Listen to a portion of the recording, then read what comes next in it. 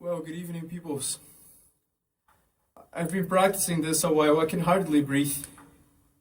So, before I say anything about Lars Ulrich, let me play something.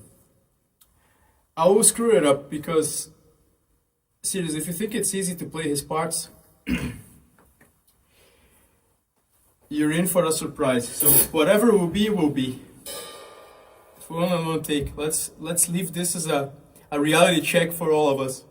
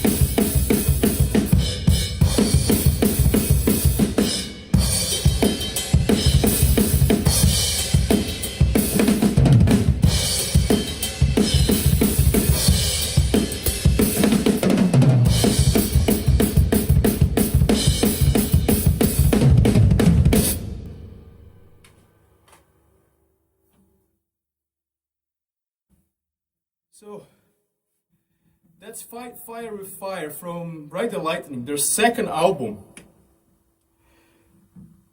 Fuck me. How does a guy that plays this in 1983 becomes the most hated drummer?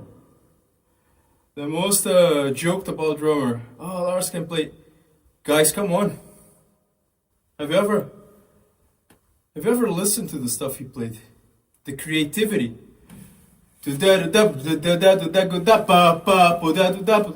Completely tight with the guitar.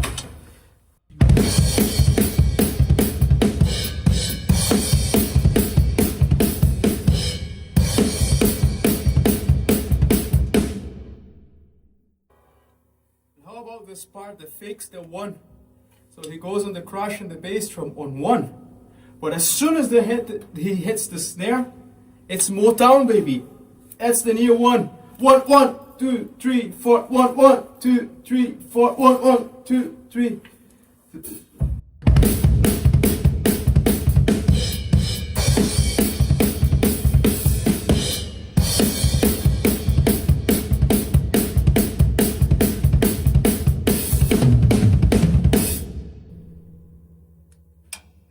And then there's the chorus. All over the shop, speed, accuracy, groove.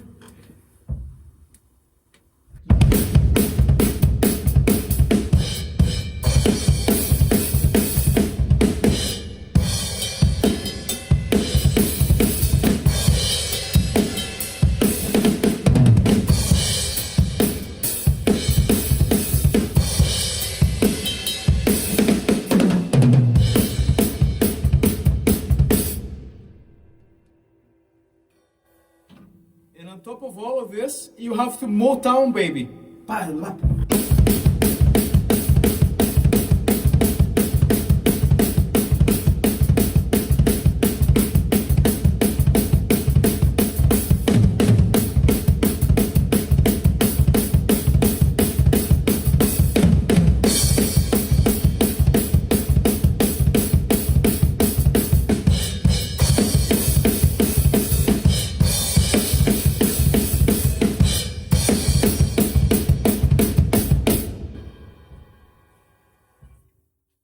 What's very interesting is that he doesn't, contrary to all other heavy metal drummers contemporary to him and after, the hi-hat's always open. But he plays with everything nice and tight.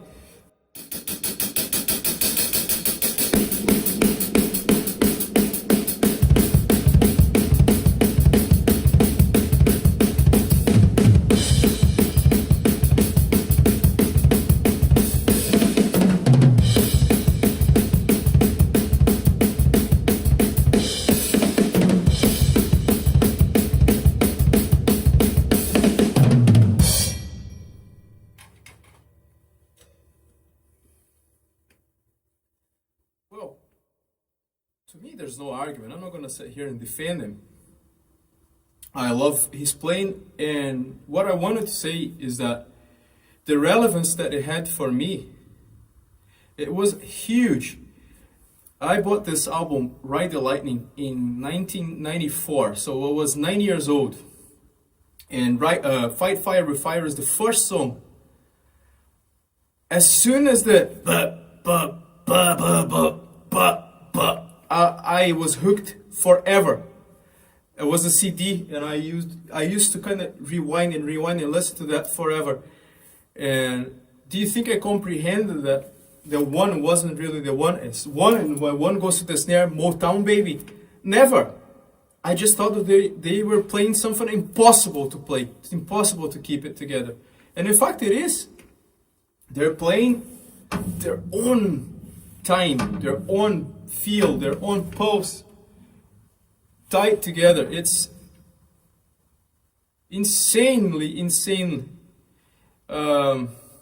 impactful. It was insanely impactful for me. It's life-changing. It's the kind of stuff that if you don't come across something that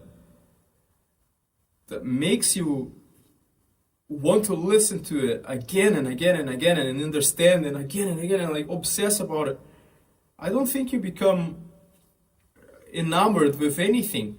Like people that love cars, they have to hear a specific engine, see a specific car design. People that love art have to see some people that love singing. We have to be exposed to something that truly like abducts us and takes it away. I can safely say that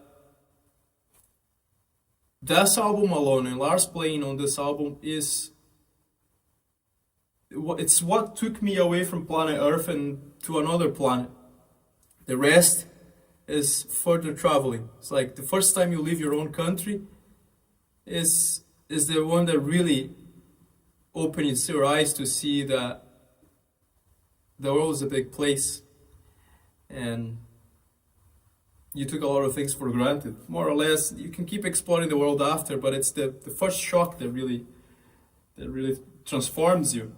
And it's the same with music. It's the first things that make you leave the real world, the reality that you're stuck with, into something that you can put into words. It's another reality, another planet, where all those noises, all those time signatures, all the symbols, and all of this becomes oxygen, water, fire, heat, food. Yeah, I love Lars. I love Lars, and I thank him. I truly, genuinely thank him for making me fall in love with this. How many years ago was that? If I was 9? 30. Still here. Thank you for watching. Thank you for coming along. Thank you for coming to the show, for making this channel an absolute success on YouTube. And I truly value your attention, your engagement, your comments, your like, your share. And I will see you next time.